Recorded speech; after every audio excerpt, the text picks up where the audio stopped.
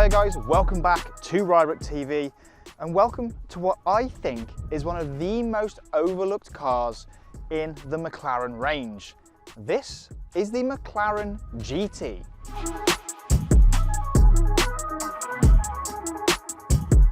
The GT has been with us for quite a while now.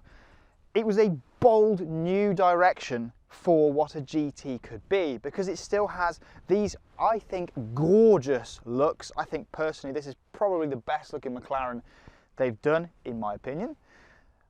But it was different. It wasn't what you'd usually expect from a GT because obviously it's low down, it's more like a supercar. You've got the dihedral doors which open up. It's based around a carbon fibre tub. And that's just not what we'd come to expect from a GT car. However, I think it looks stunning firstly, and for you Formula One fans, this is papaya spark. You'll know that word, papaya. That's the colour of the F1 car. But what's really impressive about this car is just how practical it is. So before we take it for a drive, and I'll tell you what it's like to drive, let me just show you a few things.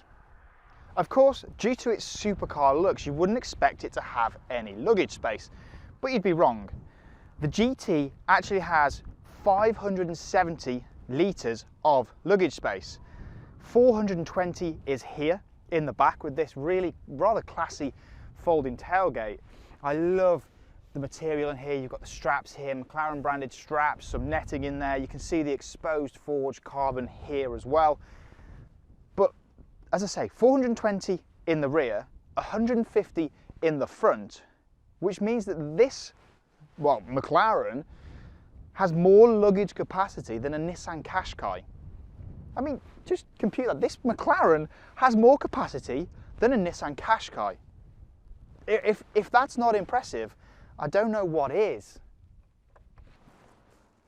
And then when you climb inside, you're greeted by this really well-trimmed interior. There's leather everywhere, leather on the doors, you've got leather here, these steering wheels leather, the roof lining's Alcantara. There's loads of beautiful metals, the touch and feel, everything's really tactile and just feels lovely. They've really improved the game of the interior of the GT. I think it's a fabulous place to sit. We've got this gorgeous panoramic sunroof above me as well. The iris system, yes, it's getting on a little bit now, but it's absolutely fine. It's just a really minimalistic, lovely place to sit. And yes, the dihedral doors do make it a bit more difficult to get in and out. But they've dropped this bit here, so you've actually got plenty of room to get your legs in and out. We've got a Bowers & Wilkins sound system in here, which actually is very, very impressive for a car like this. And it is just a supremely comfortable place to sit and be. It really feels high quality. But enough of that. Let's now take the GT out onto some beautiful Welsh B roads to see what it's like to drive. So what is the McLaren GT like to drive on the road? Well, it's pretty lovely, to be honest. Let's start because we're on some gorgeous Welsh B roads about the performance side of things. So I'm going to go active, track, manual on the gearbox. Now we've got a 4-litre twin turbocharged V8 in here, producing around 620 horsepower and 630 newton meters of torque, which means that 0 to 62 mile an hour is completed in just 3.2 seconds. And well, it feels every bit as fast as those numbers would suggest. It picks up its feet and just goes. On roads like this, it really does come alive. It's on roads like these, it is less of a GT and more of a supercar. It feels just like, it feels like a McLaren. It has that telltale McLaren feel to the steering and the feel through the brake. Yeah, it sounds fantastic. This GT, I think, has a more bassy tone. It feels and sounds a bit more raw and a bit more meaty, just a bit, it's got a bit more character to it. It feels wonderful. But the really impressive side of this car is when you drop it back into GT, into everything in comfort mode. So if I go down here, click on active again, drop everything back into comfort, it settles down. And the way that it deals with really terrible, potholey, beat up roads in the UK is nothing short of incredible. Now it uses a different suspension setup to the one that we're used to in McLaren. So it doesn't use the suspension setup from the 720S. It uses a very similar system to the now outgoing 570. It has anti-roll bars.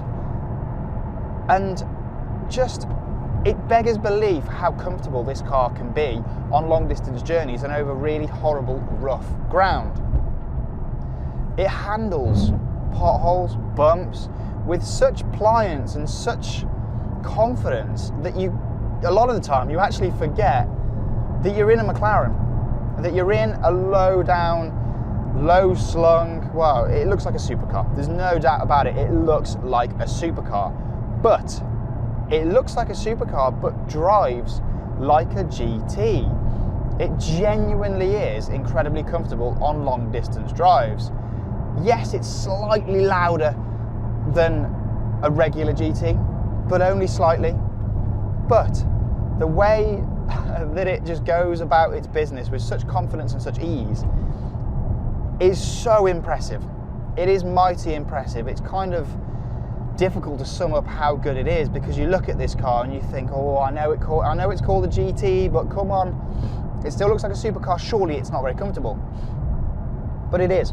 It genuinely is a very comfortable car to be in. I've mentioned about the interior. The interior is beautiful. It is a really lovely place to sit. The seats are nice and supportive. We've got lumbar support. We've got heated seats. We've got pretty much everything you're ever going to need in here for a long distance drive.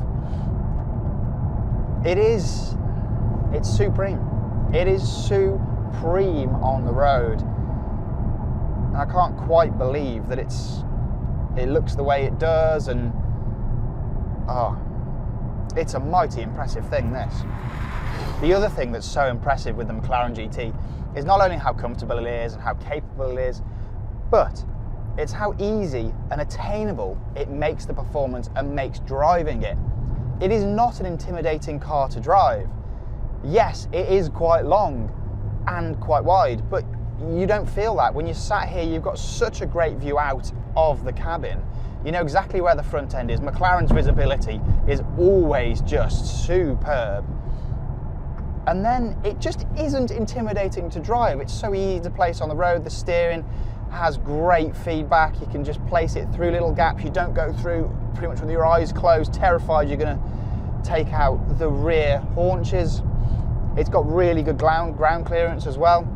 It has got nose lift to lift it up even higher, but I've not actually needed nose lift at all in the time that I've had this car. I've had it for a few days and covered a fair few miles. So, I mean, it's amazing. It's a McLaren that you can genuinely use every single day. You can use all of the McLarens every single day. They just have a way of making these cars so usable, so livable, so easy to drive on a daily basis, and they want you to drive them on a daily basis. The car makes you feel like you want to drive it every single day. You want to use it, you want to enjoy it. You don't want to park it in a garage and forget about it. You really can enjoy it no matter the weather. As I'm filming this right now, we're in February in the UK. From the outside shot, you can probably tell the weather isn't very nice. It keeps raining, the roads are wet and cold. It's currently 5 degrees, but it doesn't matter. You're not scared to take this car out and enjoy it, and I think that is the point. This really is an incredibly capable all-round car. It's a supercar, it's a GT, it's usable, it's practical, it's comfortable, and it turns heads everywhere it goes, especially in this stunning colour. I'm kind of falling in love with this car over the few days I've got it, and it's not hard to see why. It is brilliant in every single way that it's set out to be. Thank you guys ever so much for watching. If you'd like any more information on the McLaren GT, or any McLaren for that matter, use the link in the description of this video to contact the guys at McLaren Birmingham. And well, like this video, subscribe to the channel for plenty more content to come, and I'll see you guys again really soon.